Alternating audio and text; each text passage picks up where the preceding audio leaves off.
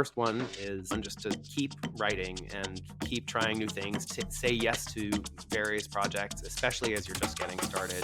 The people who you work with, even on some small shoestring budget or no budget project, down the road will be working on something else, or they'll be, whether it's their own project or another one that they can recommend you for. The experience of working on projects where you have to wear all the hats instead of just being the composer, where you have to produce and arrange and all of those kinds of things, that experience is invaluable. Hi, you're listening to Conversations with Musicians with Leah Roseman. Adam Blau is a composer and songwriter based in Los Angeles, who's written the music for Netflix's Dead to Me, the Academy Award-nominated short My Year of Dicks, and many other projects, including You're the Worst and Brockmire. In this wide-ranging conversation, punctuated by music used with permission, we talked about many things, including Adam's many musical influences growing up in New York City, his work for the Fred Rogers Institute, and his reflections as a parent. He has wonderful advice for composers interested in breaking into the film industry and shared some of his creative process with us. Adam is a warm and engaging musician with a real love for music across many genres. He shares how he pivoted from working as a performer in bands to composing full-time, and we explored many of his diverse projects. Like all my episodes, this is available as a podcast on your favorite podcast player, a video on YouTube, and a transcript. Everything is linked in the description to my website, leahroseman.com. I've included detailed timestamps if you want to jump to the music or any specific topics. Hi, Adam. Thanks so much for joining me today. Hi, Leah. It's great to meet you. So it was suggested that I interview you because you're the composer of the Netflix series Dead to Me. At that point, I hadn't heard of it, but I completely got hooked. And my husband and I, we watched all 3 seasons. We loved it. Excellent. I'm so glad. It was a blast to work on, and I'm glad that you had the opportunity to see it. And the music, it's interesting for anybody who's seen the show, because there's your music, which is mostly suspenseful and a lot of emotions. And then I assume you chose all the classic songs that are used, that are really the flavor. So that actually, the majority of those actually, we worked with a fabulous music supervisor, Trisha Halloran, who worked to get all of those pieces licensed for the show. But a lot of that tonal, a lot of the music from the show, the sort of general tone throughout, was driven by the creator of the show, Liz Feldman, who is a fan of music from that era and thought it would be appropriate for this show. But there definitely was a lot of discussion about how to balance the tone of the songs that were used in the show and to use the what would create an effective score, and for what is ostensibly a comedy, how we would balance the tone of all of those different elements to create a musical universe for the show. Yeah. Okay. It's interesting because, it kind of reduced your workload because they use the song so much, right? That is often the case. I will say that as a composer, but also as somebody who does a lot of work with music editors and music supervisors, it is always a useful discussion to have to figure out whether a moment in a project should be a licensed song or whether it should be score or some combination of the two sometimes, and how best to balance that. And I am a big believer in if a moment calls for a song, use that song. And I think that within a given project,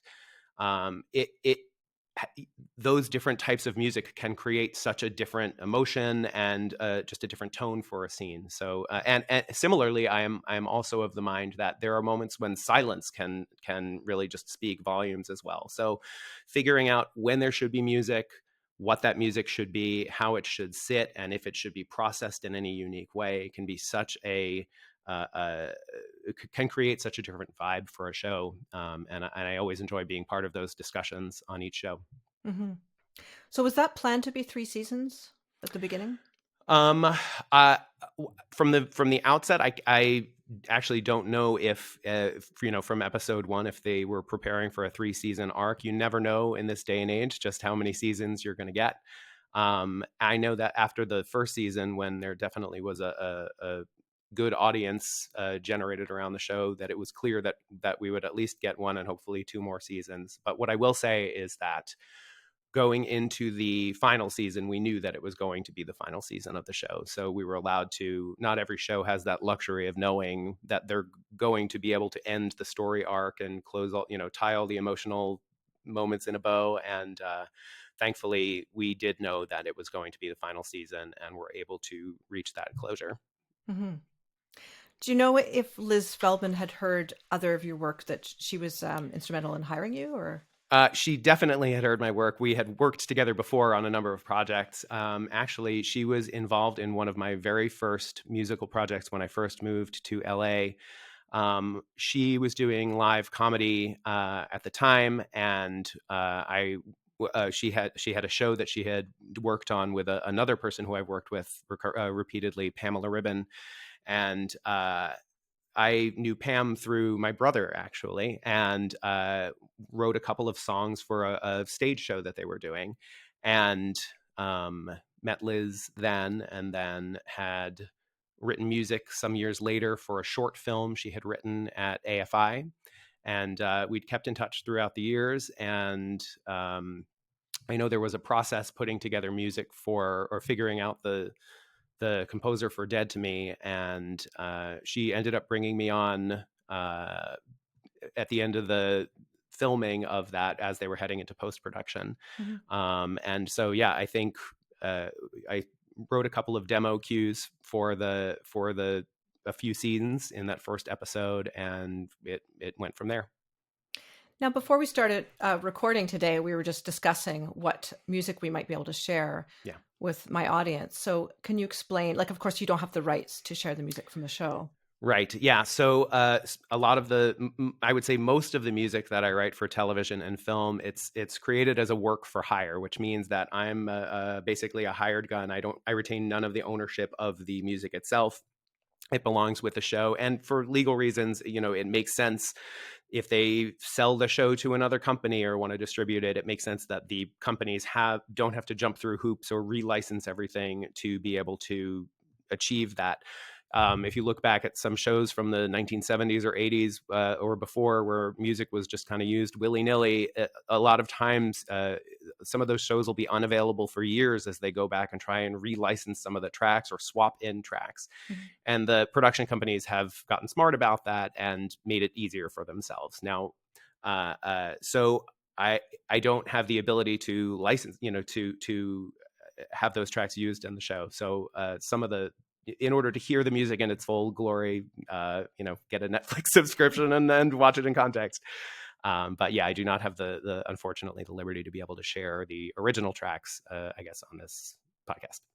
But what you can share are sort of sketches that you've done. Yeah, so I put together, actually, at the end of Dead to Me, I put together a piano suite of some of the themes from the show, and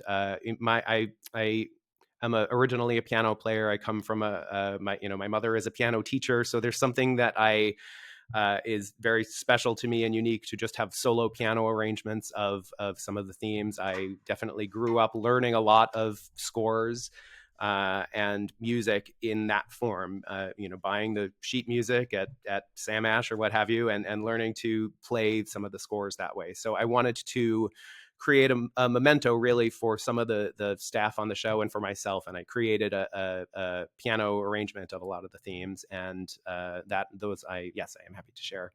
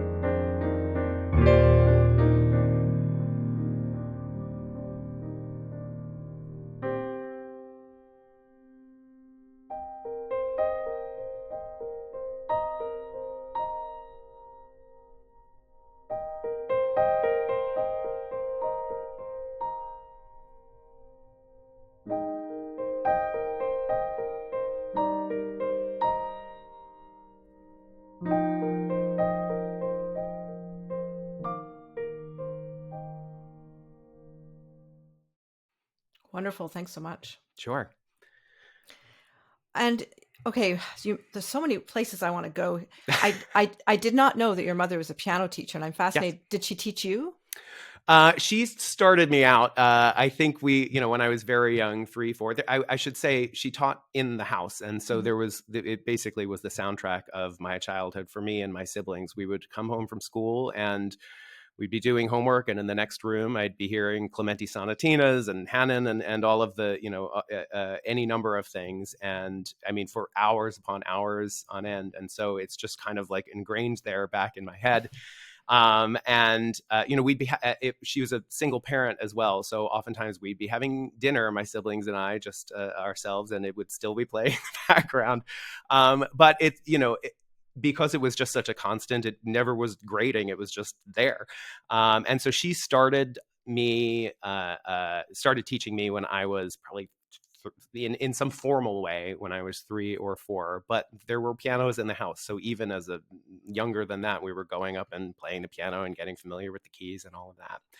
By the time I would say 5 or 6, I think she quickly realized that she didn't want to have to be both a parent and a teacher to me in that regard. And thankfully, we lived in this weird little neighborhood where both our next door neighbor and our across the street neighbor were also piano teachers.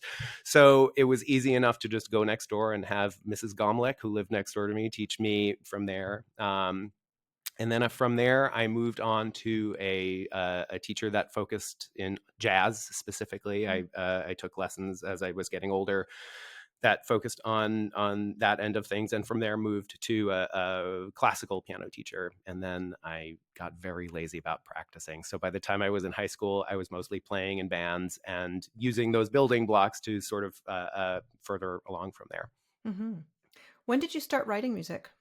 So as part of my piano lessons, even very early on when I was 6 or 7, there was always a drive to create. And so even if it was a basic thing, my piano teacher next door would say, why don't you take a melody? And it was in a very formal way, write a melody and then come up with harmonies underneath it. And so I kind of got the basic building blocks there. But I would say, most of the bands that I was in high school and up to college, I guess, were cover bands more than anything else. And I felt like I went also to a music summer camp. And I think that's probably where I've got my first real taste at writing anything of what I'd call substance, anything that would be considered more than just a basic exercise. The camp that I was at, USDAN Center for the Performing Arts on Long Island, wonderful arts camp. It has programs in all different disciplines, jazz, choir, instrumental, ballet. And I ended up working, after I was a camper there, I ended up working in the theater department as an accompanist and a music director. And some of the directors of the shows would have the students create an original show. So one year we did a whole show on urban legends, and one year we did a whole show on it got more and more ridiculous. It was summer camp with 12 and 13-year-olds, so they would be trapped in a mall and there were horror things going on, but they would always incorporate songs into them. And a couple of shows in particular, we would generate songs. They would come up with ideas, and then I would go back and create actual original theatrical songs for them. And I'm still friends with some of those people who were campers and other staff to this day, and we still will quote some of these songs. They exist in 1980, 90 really crummy recordings that somebody had a handheld recorder, but we definitely like to listen to them and quote them. And I would say those are some of the earlier examples of songs and music that I had written. Mm-hmm. It's funny how our strongest friendships are often from that time in our life because we had time to hang, Yeah, absolutely. Well, and what's fun for me is that to this day, I some of those people who I worked with then are still my collaborators. Rachel Axler was a camper with me there. She's gone on to write for any number of things, and we've worked together and just over the last couple of years have written songs for projects that have been on television and Jordana Williams, formerly Jordana Davis, was another friend there, and she now runs a podcast company, and I'm writing music for her shows there. And so they are both personal and artistic friendships as well. And I think a lot of that is driven by, we figured it out together, or started figuring it out together, and have evolved together. And you develop a shorthand in terms of the artistic process. There's less pussyfooting around at the beginning, and more just sort of diving into, all right, what are we going to do now? What will we create now? And I think there's something great about that. Your inhibitions are down, your filters are down a little bit, and you sort of create something, and you're free to critique each other a little bit. That's not working so well, or why don't we try a different tack, in a way that that might give you pause with somebody you haven't worked with before. I found that with Liz too on Dead to Me, because we had worked together. It was easy to develop a little bit of a shorthand. By the time we were deeper into the show, there would be moments where we would try to figure out what a piece of music should be. She'd look at me and simply say, you know what to do with this. And I'd say, yeah, I got this. And so, it just definitely facilitated the ease of the process. Mm-hmm. Speaking of early projects, I noticed in the 1990s you were involved with Village Harmony. So that's actually not me. That was my wife was involved with Village okay. Harmony. But I have come to know Village Harmony through my wife, who, she lived in Vermont, and you're familiar with Village Harmony? This is something only that, you know?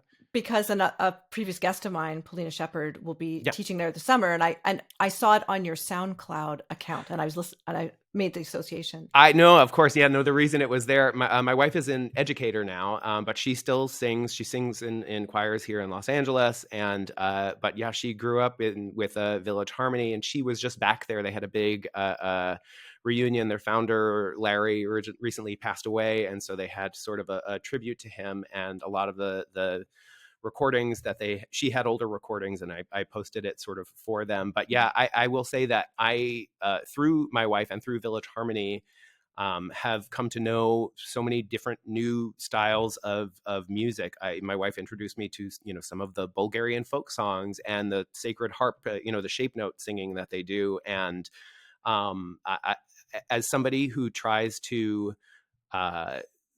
I'm such a fan of music of so many different styles. I think there's definitely a forensics aspect to me, to really enjoy hearing a new style of music, to sort of get to know it, see what makes it tick, and dissect it a bit. And I've really enjoyed going down that road with some of these other musical styles that I might not otherwise have been exposed to. So no, I love listening to the Village Harmony tracks as well, and I'm excited that my wife Rebecca Russell is her name, is still so intimately involved with the group as well. Mm-hmm. Yeah, it seems like a really great organization, and it's international now. They have these camps. It's adults with it's people of different ages, right? That's right. Yeah. And I guess they have different programs, and it has grown. When she was in the group, she likes to talk about, it was relatively small, but they even then were pretty broad reaching. Mm-hmm. She ended up going, when she was a high school student, spending a long time in Ukraine with host families there, and touring around and learning music from the region. So even though it was a relatively smaller ensemble that was kind of flying by the seat of their pants, I know they have definitely structured themselves a little more now, and have brought in people from all ages. And I don't want to speak too much about mm-hmm. the details of it, because I don't want to get them wrong, but by all means, it's a fabulous musical organization. And I know it has brought my wife a lot of joy throughout the years. Yeah. So growing up in New York City, were there memorable concerts or experiences you had musically? Absolutely. So I grew up just outside the city, but we were constantly taking the train into the city. We had a very musical household growing up, and so there was, in addition to just the piano lessons, there was constantly music playing whenever we would have family gatherings. My grandfather would take out the guitar, and people would gather around playing instruments, singing old standards and filthy limericks, and the kinds of things that stick with you as a kid. And so there was just a constant sort of joyous, boisterous musical experience growing up, and that definitely extended to concerts and Broadway plays of all stripes. And I would say, to her credit, my mother definitely she's very passionate about music to this very day. And so there was this natural excitement. We're going to go to this concert now, or well, let's go see a show. And so as a young child, I would go. I went to my first. I'm from New York, so it's obligatory. I went to my first Billy Joel concert at age 6, or we would go see Manhattan Transfer, the jazz group, at Westbury Music Fair. Also, I was probably 6 or 7 at that time. We were constantly going in to see plays and musicals. And I think all of them definitely formed this musical sensibility and palette that, even to this day, I think part of the reason why I'm so drawn to the work that I'm doing is because it does cull from so many different styles and so many different media and art forms that it is a delightful mishmash of things, and they sort of mix and intertwine. And so I think that full collection of experiences growing up was incredibly formative. I should also say my school system growing up had a fabulous music department. And I would say not just for me, but for so many of my classmates who have gone on to musical careers, it was absolutely formative for them. I definitely need to shout out my high school choir director. Larry Holdridge was just amazing, and really, I would say, helped shape the way that I produce recording sessions or vocal sessions to this day. It's just so well organized, but with a smile, but making sure things stay on track. And it just really helped hone what I'm doing. He helped hone what I'm doing today. So I would say those were definitely incredibly rewarding and, as I say, formative experiences for me. You went to Yale and you were directing musical theater there? So yes, I went to Yale, and this was at a time when their music department was definitely more academic based. It was a lot of Schenkerian analysis, and just a lot of sort of theory based. And by that time, I definitely was more interested in sort of the practical and theatrical, and at that point I was more into sort of the comedy end of things as well. And so while I had started out as a music major, it quickly became clear that the formal music program at that time was maybe not best suited for my interests. Thankfully, there were also some fabulous classes in terms of the detailed analysis of jazz standards. We sort of with Alan Fort actually went into the we would analyze the songs of Harold Arlen and Jerome Kern, and we really got to dissect them and actually try to create our own standards in the styles of those songs. And those were definitely the classes that I was drawn to. But the department as a whole was, as I say, a little more traditionally academic. I should also say that in recent years, they definitely have changed that. There's a lot more sort of practical hands-on production, is my understanding at least. However, the extracurricular community at Yale was booming in terms of musical opportunities, and I dove in.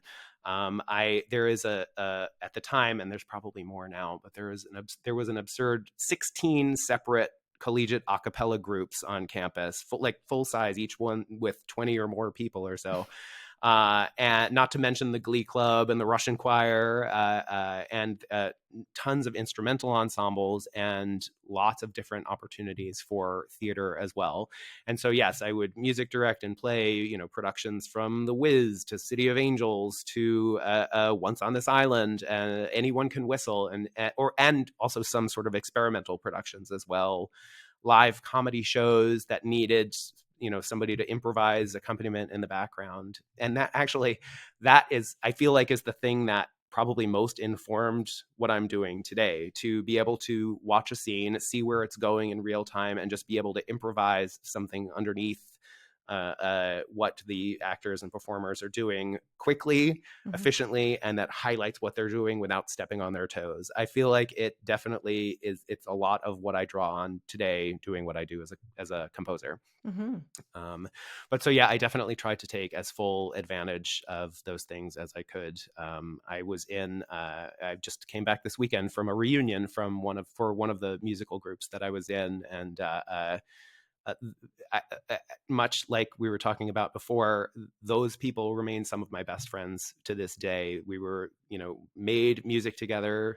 We laughed together. This one particular group was also sort of half music, half comedy. So we would, just have a rollicking good time together and remain friends to this day. Was your foray into jazz kind of brief? Because you mentioned when you were a teenager. In terms of formal training, I probably took jazz piano lessons for a couple of years, but it was a constant presence. And I feel like so much of jazz is listening and figuring out and just listening and listening to hear what people are doing. And from my early years, I mean, I have, we would have Lambert, Hendricks, and Ross, there were Count Basie, a lot of the big band music playing in our house, just in the background. There was always something playing. And I loved being able to dissect those harmonies. They're so, certainly to what was playing on the radio, just so different and unique. And to be able to, as a growing piano player, sit and figure out, the flat 9, 13, whatever it is, to figure out these different chords and say like, oh, this is what this is. And then to be able to incorporate it. So while I took those lessons for a couple of years, throughout the years, I would have a few one-off, or I would do a stint of a month's worth of lessons with a jazz arranger, or I would have the opportunity, both through my mother and my stepfather, who was a teacher at Hofstra. My stepfather's Herb Deutsch. He was one of the people who created the Moog synthesizer. Wow. And I think through those people and those connections, I was able to have these conversations and have access to arrangers and really sort of get in, learn what I could at various times. So I wouldn't say it was a long formal process, but anytime there was an opportunity, I would really enjoy sort of digging into some of those opportunities. In later years, I was also in jazz groups at school, I should say, in our great music department. And so we would be in like the state jazz band and things like that. And I also took jazz at that same summer camp that I mentioned before when I was a camper as well. So and there is nothing like playing in a big band and really just sort of seeing what those how those arrangements work, both from a piano point of view and then how the piano fits into the larger whole. I was a saxophone player as well growing up in the school band, so I sort of approached it from a couple of different angles, and I'm so drawn to that style of arranging. And anytime I can incorporate that in things I do now, I absolutely love it.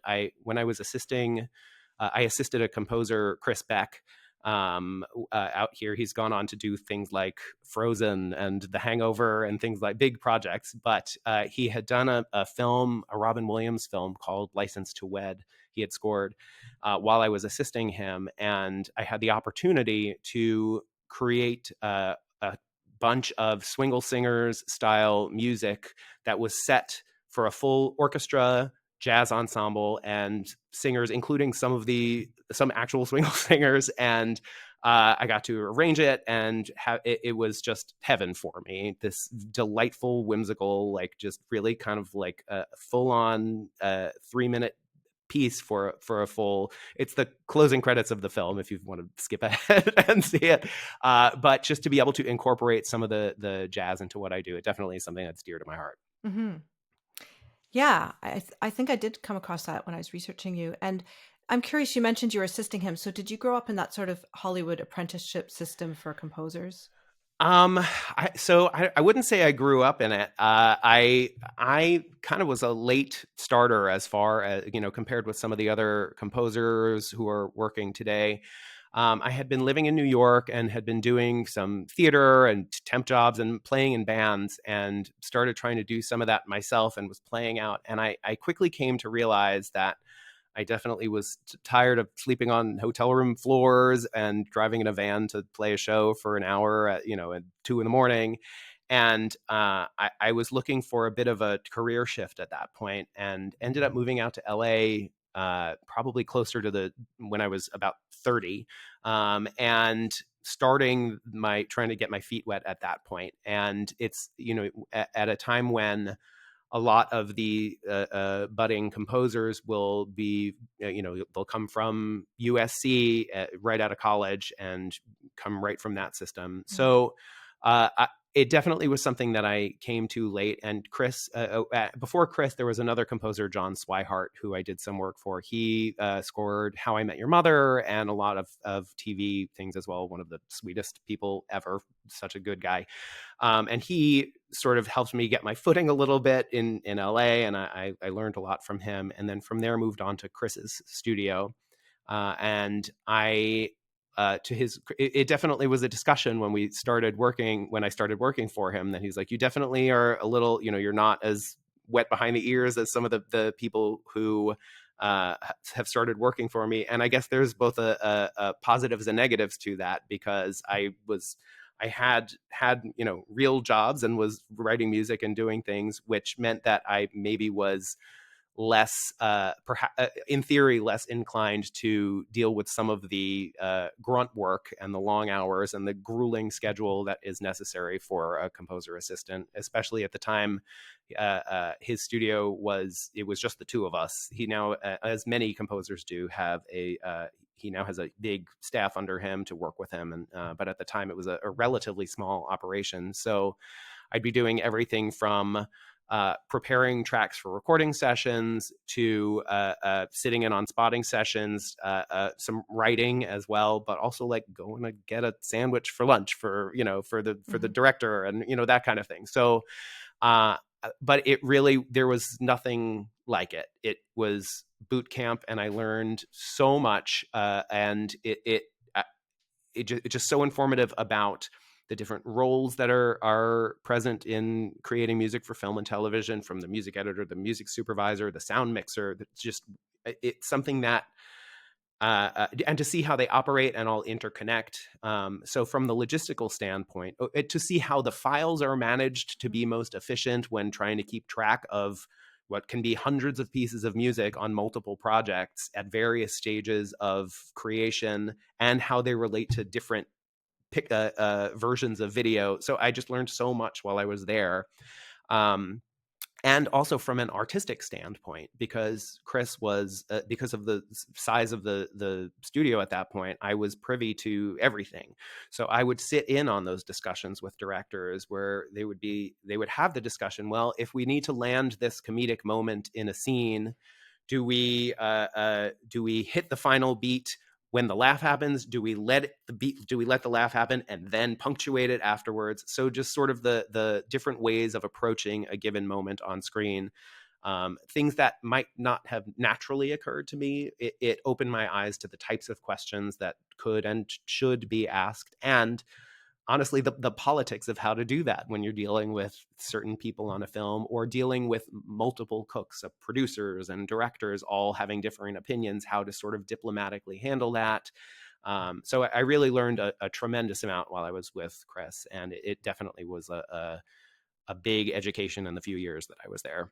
I was thinking it might be interesting to talk about your podcast from 2017, Rarified Air, which I love. Oh, I'm so glad. Yeah, so this is a podcast that focuses on production library music, which, for those who may not know, is you might just commonly call it stock music, as you have stock photography or stock video. And so I over the years, for many years now at this point, I've done work with a company that has gone through various iterations. They're now called Formosa Music. They're a music editorial company. And just to sort of reach where we're going, to give a little bit of background, music editors have many jobs on a film or television show. From figuring out what the temp score will be, what the sort of overall vibe of the music of the film will be, to dealing with a lot of the logistics. I work I'm not a music editor myself. I work with the music editors to help recommend music for various projects. So if our music editors are starting out on a film that is, I don't know, a Western in space, but that has a medieval flair to it, I don't know. I'd watch that movie. To figure out what pre-existing scores might be suitable for that moment to help establish the tone and the pacing, which will ultimately be replaced by an original score. Mm-hmm. But so I'll consult with the music editors as they're starting a film. I have a big collection of film scores dating back almost 100 years at this point, a lot of unreleased materials that they will use to basically sculpt placeholder scores. It's a lot of work that effectively will never get heard, but definitely creates the fingerprint on what the tone will be. So another thing that one of the things that I will do at this company is recommend music that falls in that gap between stuff that's not really worth it to have the composer create or to license a song. So maybe there's a song at a party in the background that's almost inaudible. Maybe it's in a different style of music than the composer on the film is used to writing, but also they don't want to spend tens or hundreds of thousands of dollars, licensing a Rolling Stones song. So since the beginning of television and film, there have existed these libraries that have been created of music that can be licensed relatively inexpensively, that can be cleared very easily. There's not a million license holders. And that sounds more or less in that ilk of a style you're looking for. And some of these companies have truly been around for decades. KPM, which is now owned by APM, and DeWolf Music have long histories.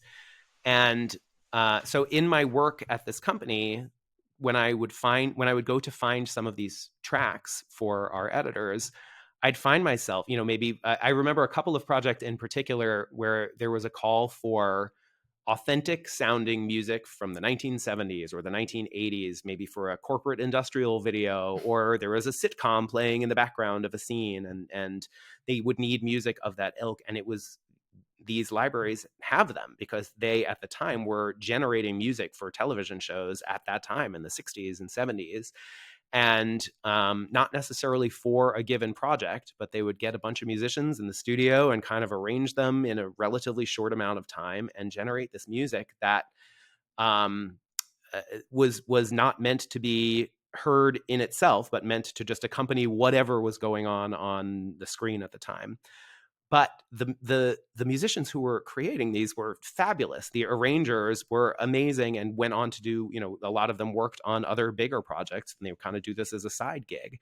And so as I would research these tracks and try and find things for our editors, I'd find myself just creating playlists for myself because they were so much fun to listen to. And it became clear to me that when I was doing this, there was not as big an outlet for people who wanted to listen to these. And so I would start compiling them. And I ultimately ended up reaching out to several of these libraries and approached them with the idea of, what if we were to just create a podcast that highlighted a lot of these songs. And I'm a big fan, I should say, also of the radio station WFMU, which is a New Jersey-based radio station that has a lot of sort of eclectic music programming. And it seemed like the kind of, in my mind, I was creating a show for them. Even if this was a podcast, I wanted it to be more of a thing that would last and not be ephemeral like a radio show. But so I approached a lot of several of the music libraries, and some of them bit, and some of them saw the benefit of that and were viewing it kind of as an advertisement for their libraries. I would focus on some of the tracks that they would have, point them back to the library, and talk a little bit about the history of some of these tracks and where they may have been used.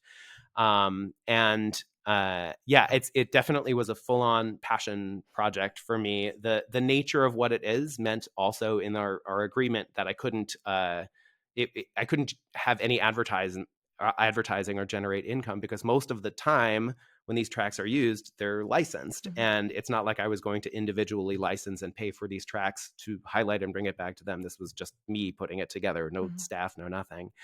And so after a while, it became the kind of thing where I let it be for the moment. I still every once in a while want to go back to it, but it's been long enough now that I think I would need to re-up the deals. But there's just such great music with fabulous musicians and other arrangers who've gone on to amazing things. And I should say also about this, the production library music that's featured on the show, I would say in the last decade and change, a lot of producers, a lot of hip hop producers have discovered this wealth of amazing music and have used it for samples or placement in commercials and various other contexts. And so some of these tracks have been popping up in a lot of great places. Beyonce used it as has used them as tracks in some of her songs. And so it's been fun seeing this, I don't want to call it a renaissance, but people are kind of paying more attention to these old vintage tracks that were buried for years. And I think in a lot of ways kind of frowned upon a little bit. They were, people view stock music even now as disposable music in some way, that it's wallpaper music or background music, but some of it is just so interesting and or unique or of that era, and I absolutely just love to listen to it. And speaking of podcasts, because you mentioned earlier, I know you've written music for some scripted podcasts. Yeah. And is the timeline is it the same kind of time crunch, or is it a little more forgiving compared to TV? In the few podcasts that I've worked on, you're saying the same time crunch as working on a television schedule. Yeah. It is definitely more forgiving, at least in the ones that I've worked on. First of all, you're not dealing with syncing to video, which definitely creates a whole layer of feedback and trying to navigate things as the editorial, as the cuts change. Maybe I'll write a piece of music for a video and then they'll re-edit the scene after it's written, and so everything shifts and needs to either be re-recorded or reconceived. There's very little of it definitely simplifies things in that regard. And also because it is an audio medium, at least on the ones that I've worked on, there's not the mentality that every single moment needs to be scored. The group that I've written for has tended to, they come from a theater background of sort of straight plays, non-musical plays. And they like the scenes to exist in that form, with highlighting really only the key parts or transitions. And so it is definitely a less of a crunch when writing music for podcasts. And in television, you're beholden to so many other aspects of the production that if the filming and the editing get delayed, music comes at the very, very end of the process. So if all of those other things get squeezed towards the final deadline, the final deadline doesn't get changed, but it just makes the window for writing and producing music that much smaller. And so I've had to, there was one season of a show that I worked on that wanted me to score two half-hour long episodes over the course of 3 days, which seemed very, very impossible. We managed to stretch that out to a week, but we got it. We got it done, but and I will say sometimes it's helpful to have those parameters, to know that there's a final deadline and you're going to be done with it. So whatever can get done by then is what gets done by then. It's a very different approach from writing music, creating music for music's sake, because it's part of a larger project. It's not like when I'm writing music for television or film, it's always one facet of someone else's vision. I'm giving my voice to it, and I'm creating and obviously adding part of me to that project, but ultimately I'm not the final decision maker on these projects. And so it's a lot of trying to slot that in. And so trying to navigate all of that in a very short amount of time is can be challenging, but it's one that I really enjoy doing and that I thrive on. But yeah, podcasts, to go back to your original question, podcasts are definitely a little more relaxed in my experience. It's always such a pleasure for me when I'm researching guests to, of course, discover new music, but also side things of people who've written books. And in your case, I also checked out some of your shorter projects, like that amazing coming of age animation, My Year of Dicks. Yes. Excellent. So good. Excellent. Oh, I'm so glad. Yeah, no, it's very exciting. At least when we're recording this, we're between. It was just nominated for Best Animated Short for the Oscars as well. So we're now recording this between when it was nominated and the actual ceremony. So who knows what will happen? But it was such a pleasure to work on. Actually, so that film was created by Pamela Ribon, who was the screenwriter for Moana and the Wreck-It Ralph sequel. She has a lot of experience with Disney and in animation, but she is also, I know we mentioned earlier in the podcast that one of my first jobs out here was writing music for a stage play, and she was the other person who created that stage play. So I've worked with her throughout the years as well. And it was such a pleasure to work on this. This was sort of one of her first fully like independent. She conceived it, animations, and it really kind of hit all of the notes that we've been talking about in this podcast. It grabs from so many different genres, musically and visually. The film is a coming of age story about a girl in Texas in the 1990s, and I'll keep things simple and say her romantic exploits as a teenager. And we kind of enter her mind through a series of letters that she has written. It's in a variety of segments, and each segment has a different tone to it. So, and it's different animation style, even though it is a little fluid in its animation style. There's kind of a focus in each one. So one might be a monster movie or a French, a 1960s French art film or an anime. And so it was really fun and exciting for me to sort of go down the path of each of those and to figure out how to transition from one style of music into the other while trying to make it all seem like a cohesive whole as well. And again, having worked with Pam in the past and getting to work anew with the film's animator and director, Sarah Gunnarsdottir, a wonderful Icelandic animator, it was really great to kind of dive into the specifics of that and really sort of get a sense of all those genres while keeping the emotional core of the film as well. It's a very sort of sweet and very funny, I think, and at times a little cringy. You wince a little bit for poor Pam, 15-year-old Pam over the course of this film. And we've been obviously delighted by the response that it's gotten in the last several months as well, and excited that more people are getting to see this very beautiful and fun project that we got to work on. Mm-hmm.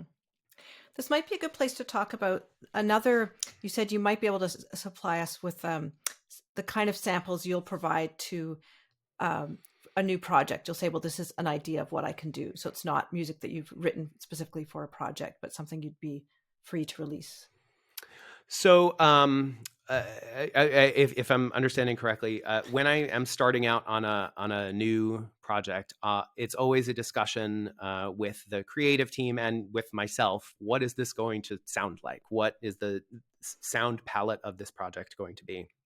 And I'm a big fan of getting as much information as I can on a new project. So I love to read scripts in advance. I'd love to see any kind of visuals as well, even if it's as simple as concept artwork. Excuse me, or like an animatic of the animation, for example. Ideally, I can see some actual footage of a scene that has been filmed, because there's nothing like seeing the pacing and the performances that can, to inform what a show should feel and sound like overall. And then what I'll usually do is we'll often the industry being what it is, we need to factor in the time and the budget as well, because if I can't have a full orchestra play or hire a certain number of musicians, then I need to scale back and plan accordingly.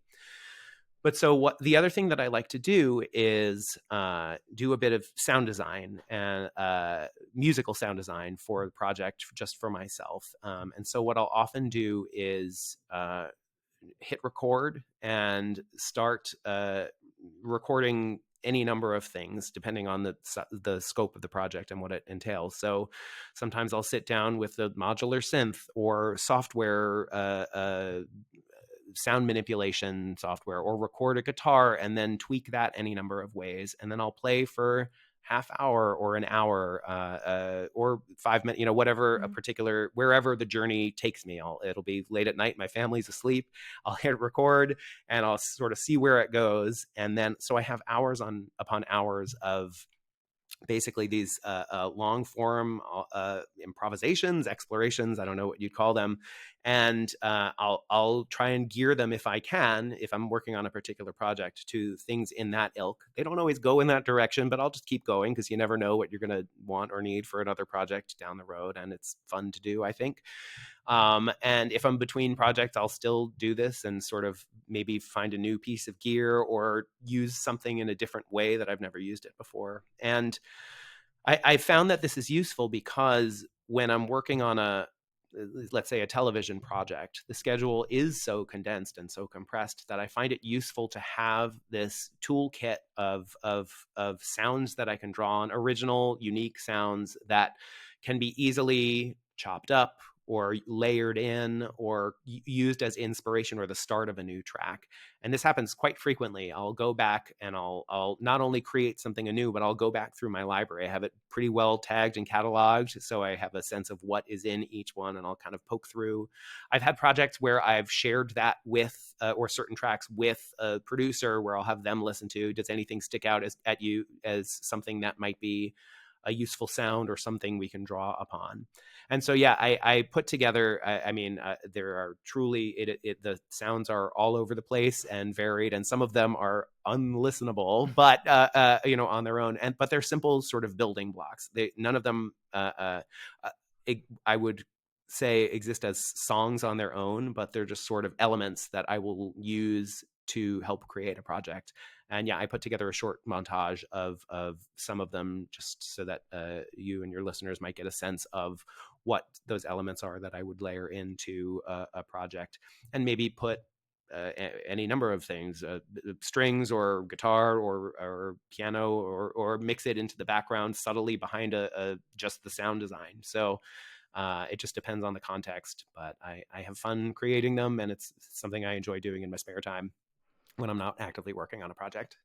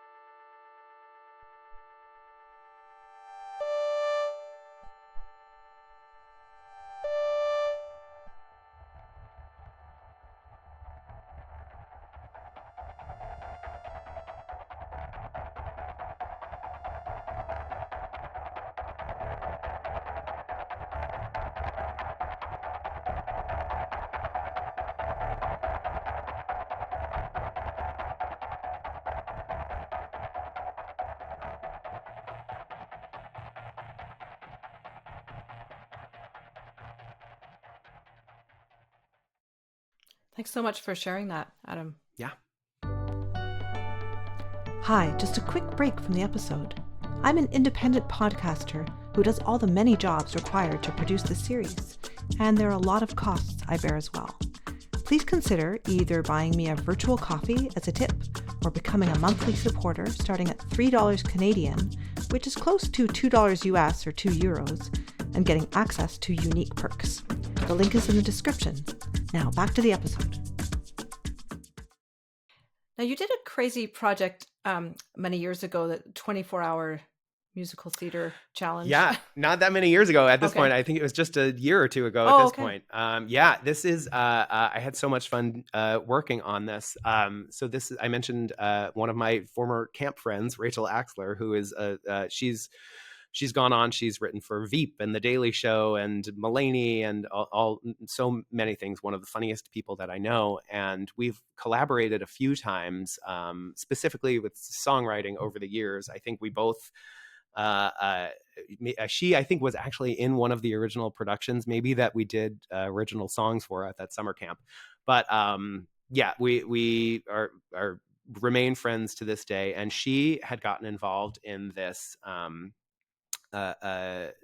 this organization. I think it started out as 24-hour plays, and the concept is they get writers, and for the musical version, it's writers and composers, and you meet at 9:00 at night, and you're assigned a group. There are a number of actors there. Each of the actors goes through and says what their various strengths are. They sing 16 bars from a song, so you get a sense of their voice. And they say something they've always wanted to do on stage.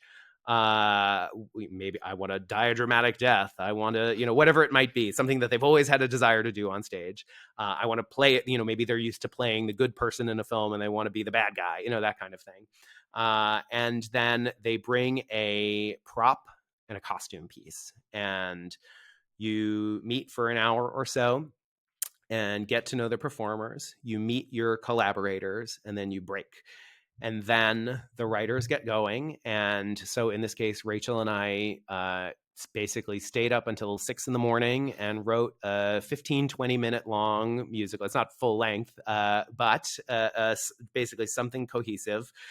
And then at 6 a.m., we turn it over to the directors. They've brought in directors as well. And I should say there was probably, I think there were 4 or 5 when I did this, 4 or 5 different groups.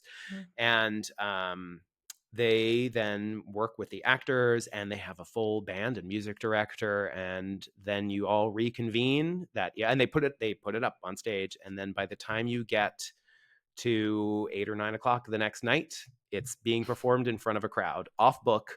And it definitely was a big adventure, and something that I really enjoyed working on. I think I sort of thrive under those short-term deadlines and see, okay, what can we get done in this amount of time that will entertain people, that's maybe a little bit funny, that is simple enough that people can learn it with and be off book, but still be engaging. And also then allow factors in what all of these people wanted to do on stage, incorporates some of these props. So there's definitely an improv comedy aspect to it. And it was just an incredibly fun experience. I know they do both or they do a monologue version of it, I guess, where the writer and actor do perform monologues. There's a play version of it, a non-musical play version, and then there's this musical version as well. I would do it again in a heartbeat. It was a lot of fun. So was this in LA? They've done it in New York, but yes, this one was in LA just a year or two ago. I think this might have been the first one that they did in LA, although don't quote me on that. I might be wrong about that.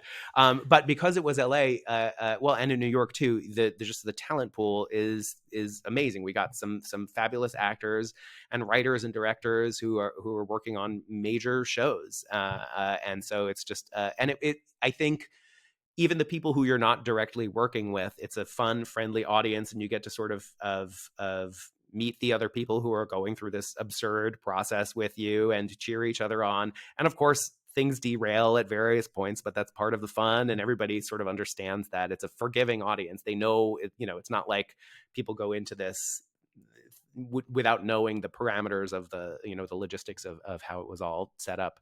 So it was just a tremendously fun thing to do, and just a really positive experience overall. Yeah, wonderful. Yeah, I made an assumption that you'd done it a while ago because in your bio it just mentioned this project, and it seemed like sort of advanced summer camp. But actually, it's neat. It sort of brings you back to your roots of you go in and just create. Absolutely. Yeah. It had 100%. And I think, which is one of the reasons I was kind of drawn to doing it.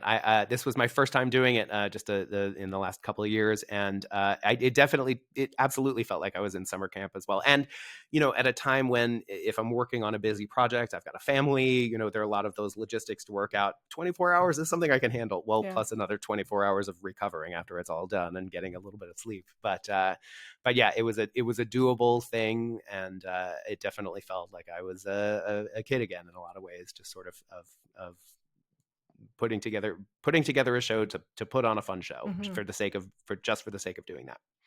So speaking of kids, you wrote these really fun sort of jingles for puppets. You worked for the Fred Rogers Institute. So, there's actually, those are two. Yes, I did work for the Fred Rogers Institute, formerly called the Fred Rogers Center. The puppets were actually a separate thing. I can tell you about both of those. When I was an early career fellow with them, which means I applied to. They were looking to generate content for the very young children, kids age 0 to 5. And they really didn't know what specifically they wanted to do. They hired a bunch of us, or they brought several of us on, 5 or 6, I think, at the time. And we had many brainstorming sessions at St. Vincent College, back over by Pittsburgh, where Fred Rogers is based. And we were brought on to figure out, I think actually at the time, it originally started out as internet-based content for children. And so we were talking about apps and games and other types of things that might be beneficial for families and caregivers of young children. And at the time, my wife was pregnant with my older son, so it definitely also was something that was very sort of dear and close to my heart. And I worked on several projects for them, one of which started out originally as, it was conceived as an app to help foster routines in the lives of young children and families and their caregivers. So, researchers have found that having some sort of set schedule is very beneficial to the social emotional development of young children. And so if you wake up and have meals and get dressed and read and eat or take a bath at similar times throughout the day, then it can help foster those habits and give children a sense of security and so on, and help in their development. So I think the project that you're maybe referring to was originally in an app form where you would set alarms, and the alarms would sort of trigger at a particular time. Now is get dressed time. Now is time to eat. And it would play these songs as sort of reminders, and ones that the idea is that the kids would be they would enjoy the songs, and it would sort of help motivate them in a way that a buzz or a parent saying, we got to do this now, or whatever. That's clear. You now get a sense of what my parenting skills are like. But so it would help foster those routines in the lives of children. And so they were originally tied to the app, but we then pulled the songs as well and just compiled them together. They're 2 minutes long max, each of them. But we tried to also include maybe routines that people might not normally think of. So there's one on there that is, just taking a moment in your day to tell how you love each other and the different way, what you love about each other. So one of the songs is, tell me what you love about me, I'll tell you what I love about you. Or to say what you're thankful for at a given time of the day, or how you maybe take some time to read, that kind of thing. And we got some fabulous performers on there, people, some of whom I had worked with before and some of whom I had not. Maya Sykes, who is a fabulous performer. She's on The Voice. She's somebody who I had sung with in college as well. And so, knew her skills, and she was totally game to participate. Rena Callahan, just a lot of people I had worked with before and whose voices I loved. And it was a very sort of small scale project, but it's so special to me, especially because over the course of that project, my son was born as well. And it definitely was, I went from having it be just sort of a conceptual thing to something that I could absolutely see the benefit of in real life. And the fact that, my wife sings on some of those songs as well. And so it was it's just very special that while she was pregnant with our child to sing some of those songs that are just very sort of special and, geared towards young children, but are very meaningful to me. The puppet one was actually leading up to the 2020 census. We worked with a fabulous puppet making studio called Swazzle Studios. And this was a project that was spearheaded by Mary Faber and Benari Polton, great performers in and of themselves. And they wanted to try to generate, to help foster participation in the U.S. Census in 2020. This is at a time when there was a lot of concern that maybe people would not participate as actively in the census for a number of reasons, and in certain communities as well. And so we wanted to create basically an independently produced PSA that would help. It was geared towards kids so that they would understand and maybe sort of approach the help their parents understand the importance of it as families would talk, and so on and so forth. And so Rachel Ackler, who I've now mentioned a few times over the course of this podcast, we wrote a song with Mary and Benari, and just sort of a rollicking little ditty about the census. And we ended up putting together this video directed by Katie Locke O'Brien, a fabulous TV director, and got Ed Helms from The Office to perform as one of the voices of the puppets, and put it out there. We did a Spanish language version that was put out into various school systems, and just to sort of stress the importance of that participation as well. I had this fabulous thing happen where my son was in school and had one of his teachers play this PSA, having no idea what the connection was that I had worked on it. And so my son raised his hand and says, "My dad wrote that," and they didn't believe him briefly, but it was so it was definitely a rewarding experience working on that as well. Yeah, it's super cute. I saw it, but I really thought the other things, like the everyday grooves, that there was also a puppet thing, but maybe I saw something on YouTube. There were some animations that were involved in the app. Okay. Maybe that's part of it as well. And I had done some other things for the Fred Rogers Center at the time. I don't know. I can't remember if they were I don't think there were puppets at that time, but I love working with puppets. That was a lot of fun. We got to go to the set and on the other one, and brought the kids and we met some of the puppets, and it was a lot of fun. Mm-hmm. It just reminds me, I've interviewed a couple of people who've written puppet operas or puppet musical theaters. It's such an interesting, I want to hear more about that. I'll have to ask you when we're done which episodes those are. Yeah, I'll send you some links. Okay, please. Yeah. And now the song "Tell Me What You Love About Me" from the Everyday Grooves Project. The Fred Rogers Institute does wonderful work, and I'm grateful to them for giving me permission to use this song as part of this specific podcast.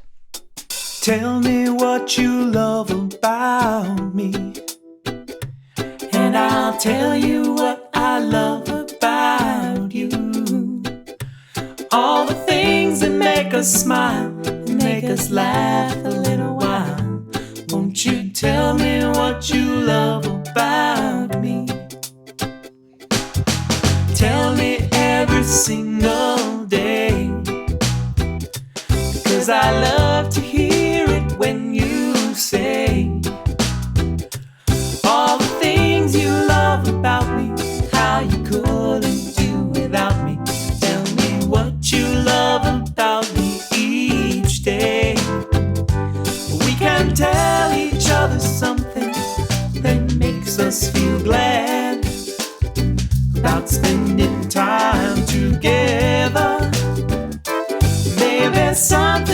we've said or done, how we laugh when we have fun, how you are my favorite ever.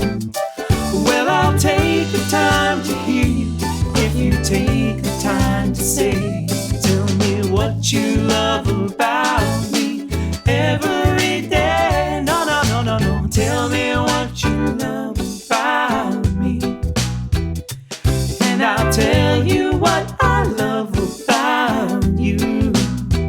So let's get right down to talking when this song is through, and I'll tell you what I love about you, and I'll tell you what I love about you.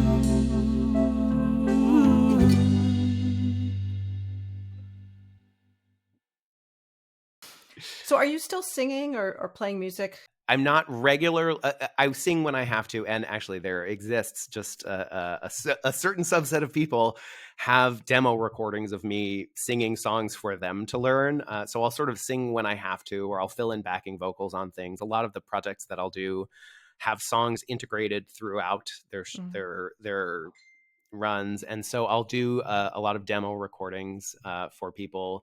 I worked on a television show called You're the Worst on FX, which was on its face was a very sort of bawdy, raunchy comedy, but actually went into it is one of my favorite projects that I've worked on. It really addresses a lot of very serious topics throughout the course of the show. It goes into clinical depression and PTSD, and it's a very special personal show for me.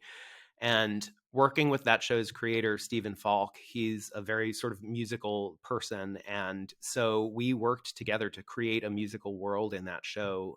Everything from, there were some hip hop artists who were characters in the show.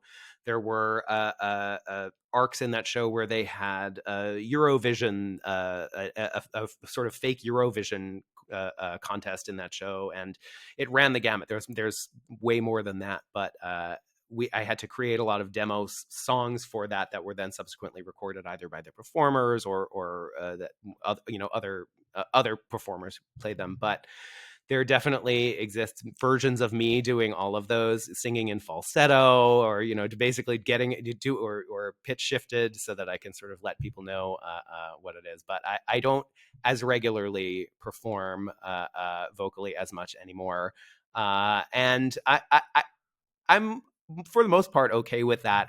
While I love performing for small groups of people, I'm definitely the one when we'll have a group of people who will be at the piano leading a sing-along among friends or that kind of thing. Harkening back to memories of my childhood, basically. I think I'm trying to recreate those fun times from my youth. But I'm always more I think I've found a groove where I'm very comfortable being the person behind the person performing. Mm-hmm. I would so much. I think I'm in my sweet spot, trying to make other people sound good, and whether in their as the musical portion of their project or letting them perform a song, and I'm happy to play and arrange and be behind them, and I'm happy to sort of be the spotlight behind the spotlight at that point is where I'm quite comfortable. How have you and your wife navigated musical education for your kids? That's a great question. It's tricky. I as I mentioned, I grew up in a musical household, and my wife did more or less as well. Her family, while they're not musicians, there was constantly music playing in her house as well, and it's very important to her. But it also is the kind of thing where I don't want to feel like I'm forcing it on my children. There's definitely the sense of I have two children. I have an older son, a younger daughter, and they're their own people, and they have their own interests. But certainly there's constantly music in our house, just not just from my work, but we'll listen to it and play and have little dance parties and, whatever it may be, we'll listen to music in the car. And again, all different kinds, just because our interests really run the gamut. We'll take them to concerts. But I think we really did at least want to present those as opportunities if it's something that they would latch on to. And so my son, when he was younger, we started piano lessons for him. I showed him some of the basics, and he was drawn to it and would play. And he has since moved from piano to violin. He sort of focuses on violin. And my daughter she's younger. She's about to turn 8. My son is now 12. And my daughter is currently taking piano lessons and dance, and both of them are very involved in sort of local youth theater groups here. And every single time a new opportunity comes up, or if we want to see if they want to re-up with the theater group, there's always a sense of like, if you don't want to do it, that's okay. If it's something that you want to focus on something else. But each time they seem to want to re-up with that, and so I think there's a sense of gentle encouragement, but without wanting to have it be a pressure-filled thing. It was never a pressure-filled thing for me. I definitely went through my phase when I was younger of, well, this is what my mom does. This is sort of what other people in my family are doing. I would rebel against it, at least in my own head. But I quickly came to realize, certainly once I was at college and beyond, this is something that I enjoy doing, and I'm decent enough at it that I should at least give it a go. And if I can eke out a living working in this field, then great. And so, my son especially is now reaching a point in middle, and he's going into high school and beyond, where I think he'll have more opportunities to broaden his focuses, and we'll sort of see where he goes with that. But there's at least the groundwork there. They know how to read music, things that will at least help them down the road, should they choose to incorporate music into their lives in whatever capacity they want to. Mm-hmm. So do you act as a mentor in your industry with younger composers coming up who are maybe working for you? So I have in the past. I would say that a lot of the productions that I've worked on in the last few years have been small enough scale that, if I do need help, I absolutely will sort of bring them on. But there are absolutely folks. I'm always open to budding composers talking to me. I'm constantly meeting with people to sort of talk through ideas and strategies and how to sort of either break into the industry. If somebody wants to buy me a cup of coffee, I'll gladly talk their ear off to no end. And there are others who have sort of taken a broader or a little more involved discussions with, who have, they'll send me tracks and I'll work with them and offer them feedback, that kind of thing.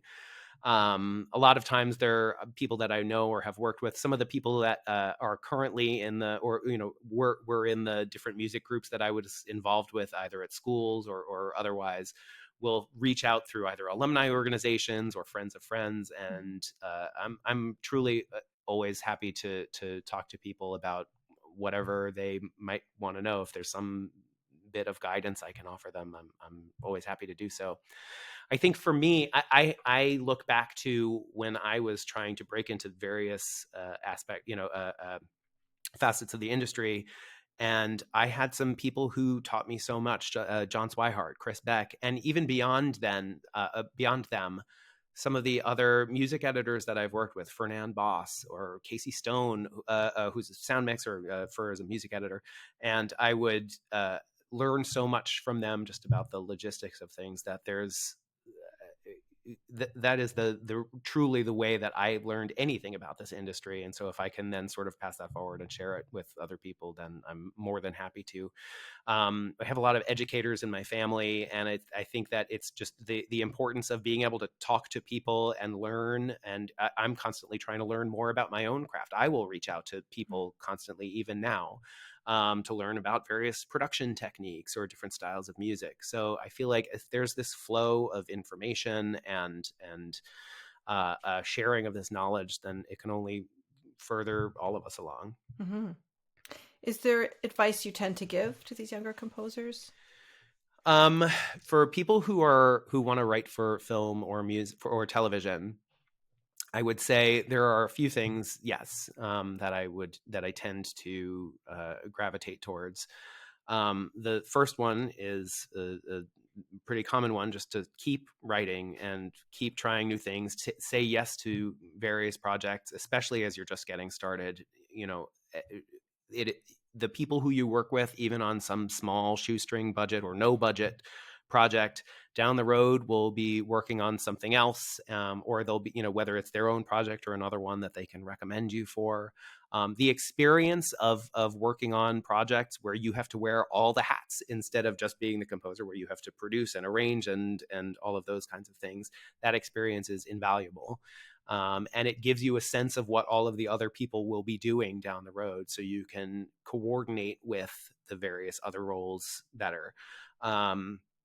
And it gives you a sense to try and fail and learn what's working and what's not working, to learn how to talk to a director, or to how to learn to get a sense of what a director or producer wants, especially if they don't know how to speak in musical terms. So to start working on a project where the director's like, I don't know what this needs, but I want it to make me sad. Or if they say, maybe they'll say, I don't want any woodwinds on this project, and then you have to get a sense, like, what does that mean to them, to try to interpret that. Do they really mean they don't want any woodwinds? Do they mean they just don't want, maybe they equate an oboe with the sound of woodwinds, but if you want to layer in a bass clarinet with a low string line, that's fine. So really just trying to use that time to talk with, to experiment and try things out. The other piece of advice I will always give is to try to develop as thick a skin as possible and remain as